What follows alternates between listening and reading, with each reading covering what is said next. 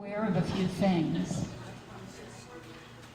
Dona Gracia was honored at the July business meeting of Hadasah for its fundraising efforts.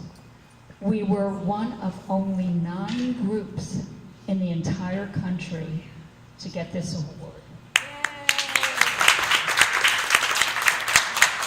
It's a very big deal, so much so that we were written up in last week's Jewish Exponent. Did you all see it? Yes. That horrible picture of me? And that's the second time in the last several months that we've been in the Exponent. We were in the Exponent, we were mentioned in Bruce Holberg's food column when we presented Rabbi Sussman last May. So you never know where Dona Gracia is going to show up. Keep your eyes open. But it's very important for us to donate to Hadasah. You know of all the good work that they do at the hospital, Youth Aliyah, Young Judea, Jewish National Fund. But it's also important that we donate because we want to show support by our numbers. The dollar amount is important, of course it is, but we want to show Hadasah that Dona Gracia has this overwhelming support. So it doesn't matter what you give, as long as you do give something. We're happy that you come to our programs and enjoy our speakers, but the reason we're here is to raise money for Hadasah. In a couple weeks, Phyllis Hartman, our fundraising vice president, will be sending out a letter with a donation form. So when you get that, please fill it out and send your check back to Phyllis. I know that some of us send our checks to New York, and they eventually do get to us, but it takes a while. So if you could send them to Phyllis, that would be great. And while I'm here, I want to thank those of you who have already donated, and your names are on our tree over there. We are deeply appreciative. Thank you. And now I'd like to have Michelle Shlomo, our membership vice president, say a few words.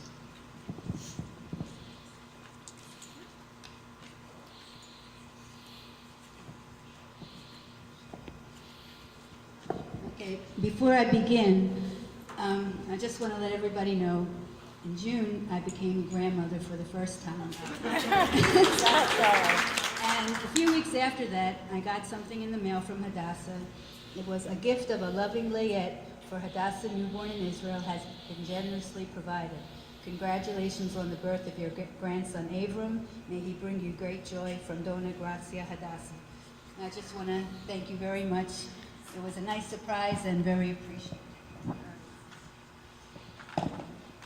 Okay. Next, I want to welcome everybody here to our opening meeting for Hadasah this year. And especially, I want to say hello to a few new members here. We have Joyce Laskin, and if you could stand up so everybody can say hello. And then Carrie Sharetta. I believe Joy Yablonsky, are you here today? Oh, she didn't come in yet? Okay. Rose Lassinger and Marcia Kahn. Marcia, are you here? Oh, yeah. And Marcia, I know this isn't your first meeting. You were here the last time, but this time your check cleared, so now you're officially a member. Okay.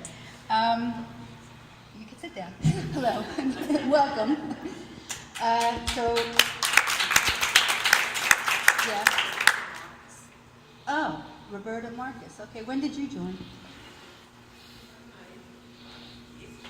She's a life member who just became a Dona Gracia member. Oh, okay. I'll make sure you're on the list. Well, welcome. And we have good news. Our group of Dona Gracia, we have now grown to 345 members, which is a really nice amount. I know usually we don't have everybody here at every meeting, but it's still a beautiful number. However, this is really why I'm talking to you tonight.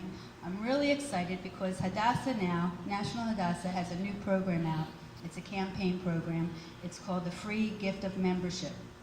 And what that means is, for every life member, and most of us in this group are life members, you can give a free membership, a free annual membership to a family member, a friend, co-worker, neighbor, somebody who you think would be interested in joining Hadasah. And it's no cost to you and no cost to them. For the first year, it's free membership. Then hopefully, the following year, they'll either renew their membership or maybe they'll become life members. Because as Lisa told you, numbers are very important. They show us one of the best things about Hadasah, with everything she does, is that she's a strong supporter of Israel, and we do have a lot of influence with congressmen and senators. The way you would do this, you can either fill out a paper form, and unfortunately I forgot to bring them with me, but if you're interested, I can give you my card at the end of the meeting, and it has my contact information, and I can mail you a form.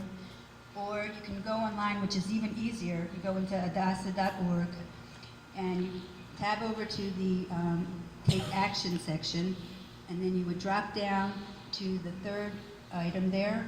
It says Gift of Free Hadasah Membership. Click on that, and it brings up an application form. And the only thing you would need to do is fill out the name of the person you want to give the gift of membership to, and their contact information, address, phone number, email. It does ask for age, but I don't think that's required.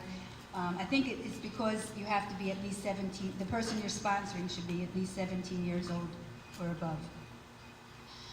Then you would put your information in there and then click, and it goes away to Hadasah, and they'll be registered as a member.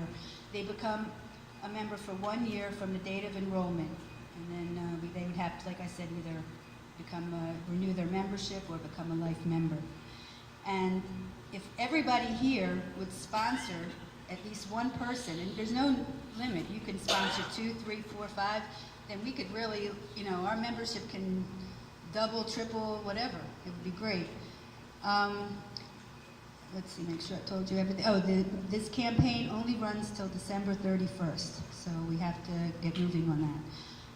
Some of the good things also about this is, we're not getting younger, and this is a way to maybe reach out to a younger group of people and bring them in, because maybe they would feel funny to come and join, and so we could still reach out to 20-year-old, 30-year-old, 40-year-olds, 50-year-olds, and, increase our membership that way too.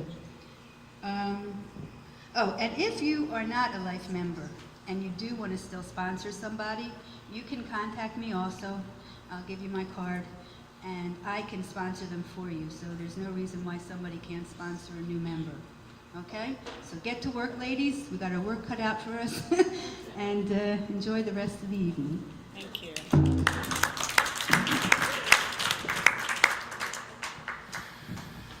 Thank you, Michelle.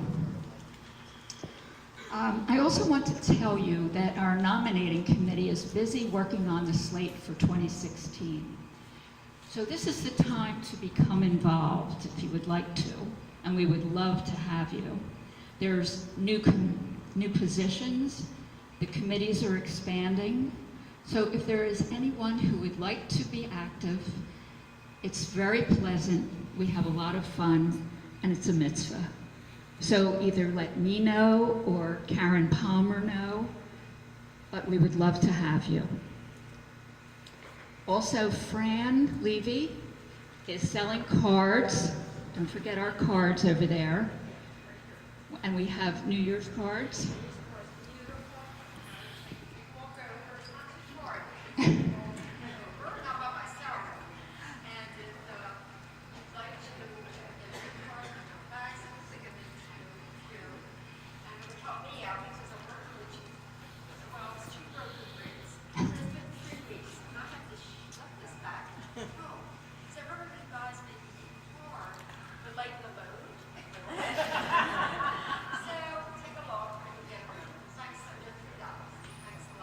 Thank you, Fran. Lastly, I'd like to wish you all a happy, healthy, and peaceful New Year. Shana Tova. And now Carol will do our program.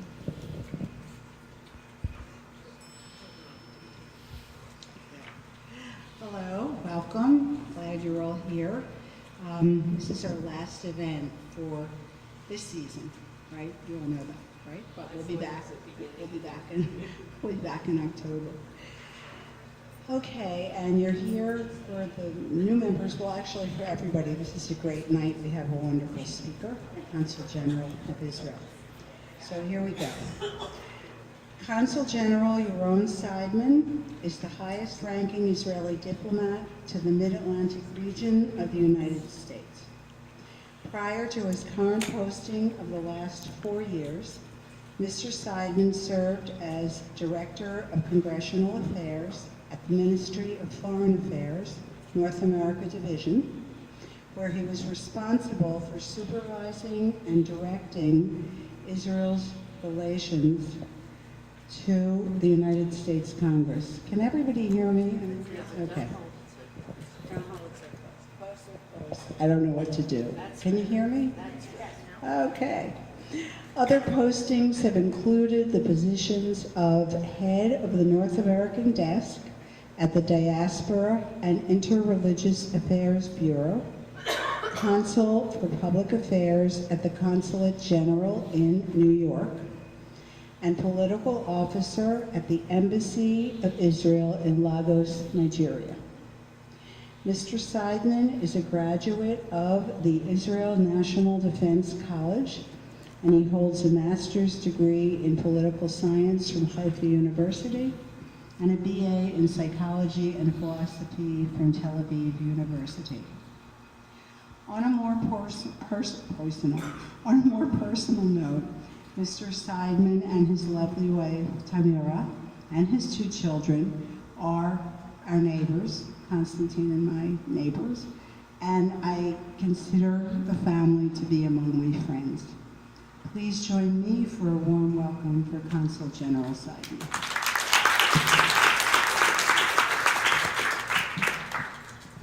Thank you, Carol, so much. Of course, feeling is mutual. Just a pity we won't be able to meet at the pool anymore because it's closing. Right. But, so let me start off by thanking you for inviting me here this evening.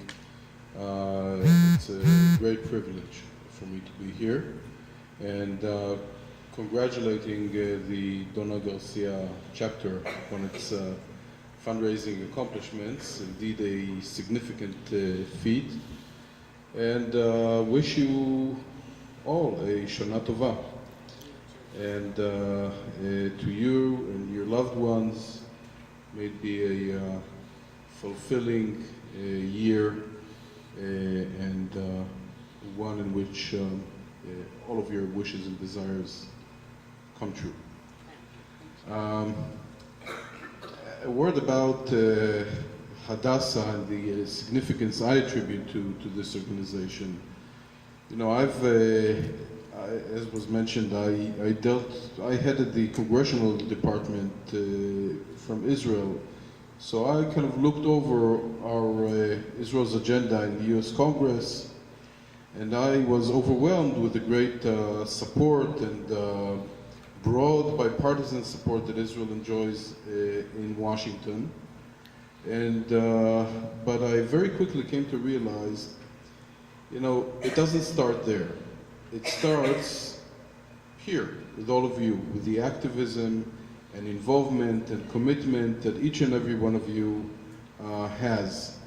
And you know, Hadasah being, if I'm not mistaken, the largest grassroots Jewish organization, you're a shining example of how to recruit, how to mobilize, how to be target-oriented, and I need not go into the vast activities that Hadasah does in Israel, but needless to say, each and every one of you is part and parcel of the success story called Israel. And so I want to thank you for that. Let me start off by saying that we're all very fortunate, all of us, because we're living in a very unique moment in the history of our people. We don't wake up every morning and realize it and think about it, but we are. We're living at a unique moment in our history where we, the Jewish people, are sovereigns over our Jewish state on our ancestral homeland. It's not something to be taken for granted. Dona Gracia wasn't that fortunate, and she was considered to be a fortunate lady in her time. If my memory serves me right, she was born rather wealthy, she married well, but she was persecuted for her religion, for her beliefs. She had to, well, she was very active in the Jewish world. She was persecuted for that as well. And when she wanted to settle Jews in Israel and build housing and develop the land of Israel for Jews, she had to beg for permission from the Ottoman Sultan at the time. I forgot who that was. Today we don't have to ask anyone's permission to build houses for Jews in the land of Israel. We may quarrel amongst ourselves whether it's right, proper, where to build, how to build, but we don't have to beg the Ottoman Sultan permission to lease land in Jerusalem or Tiberia, which is where Dona Gracia actually did a lot of development and settled Jews from Europe. And she, if I'm not mistaken, was not fortunate to fulfill her dream of arriving and living in Eretz Israel. Fast forward 500 or so years to today, we're in a totally different reality. And the reality she lived in is the one that, you know, her parents and grandparents and generations back lived in. And our ancestors lived in up until a few short years ago, historically speaking. So we're all very, very fortunate. And I want to mention that because, again, it's not something we tend to ponder about too much, but I think we should, especially at the heels of the new year that's up ahead. You know, we're not only a sovereign country, we haven't only reasserted our sovereignty over the land of our forefathers, but we're also, Israel is also a country that's very much in the forefront of global technology with rather impressive accomplishments in science, culture, technology. Israel is a country that is usually among the first to contribute its know-how and expertise to other countries in need. Just 2-3 weeks ago, the country of Myanmar suffered extensive flooding. Israel was the first country to be there and help out communities in the other part of the world that it really has no immediate affiliation with, but to help them out, to help others in need. It's part of our moral DNA as a Jewish people to do that. And the world pretty much acknowledges Israel's accomplishments. You know, there are over 300 multinational companies that have decided to set up in Israel their research and development centers because they appreciate Israel being a hub of innovation and a center of a leading center of technology.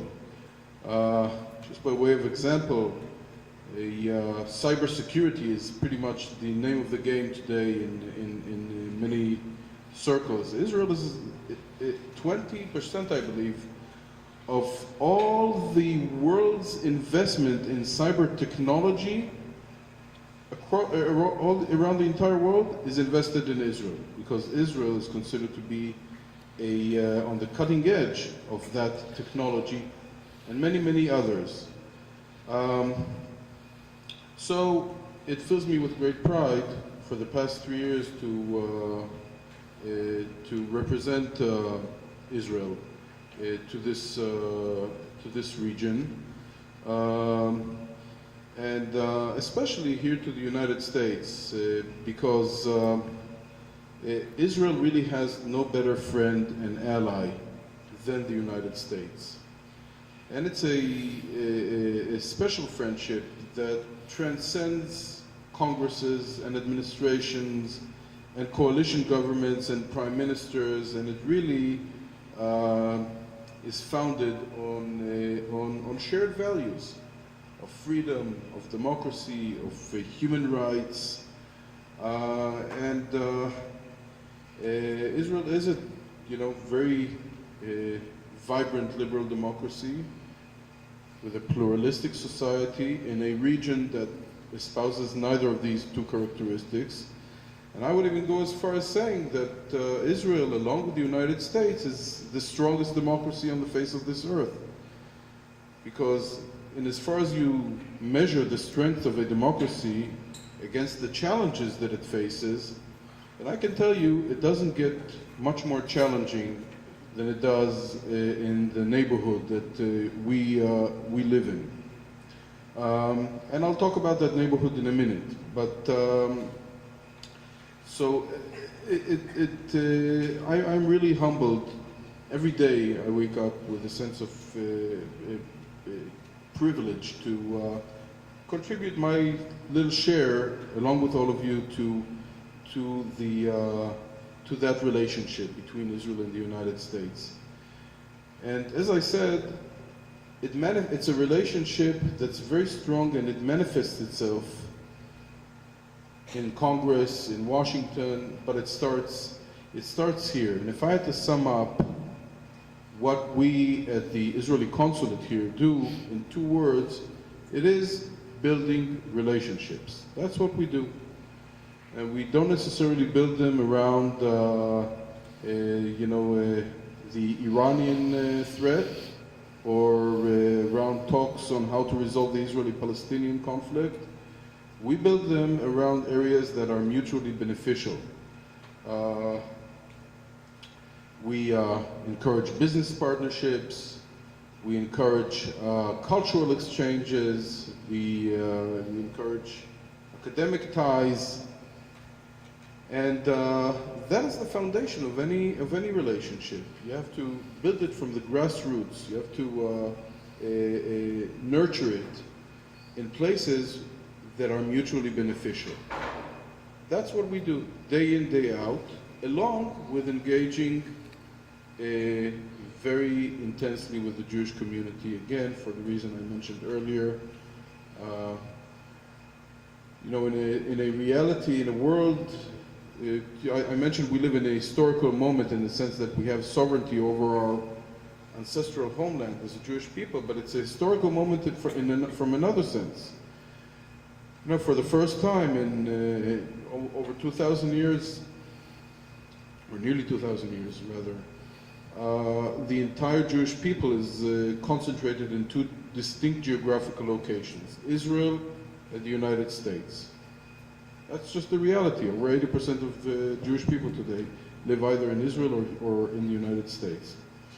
And if we look into our future, what Jewish identity will mean generations down the road, well, the answer to that really relies heavily on the intensity and quality of the interaction that these 2 centers conduct amongst them today.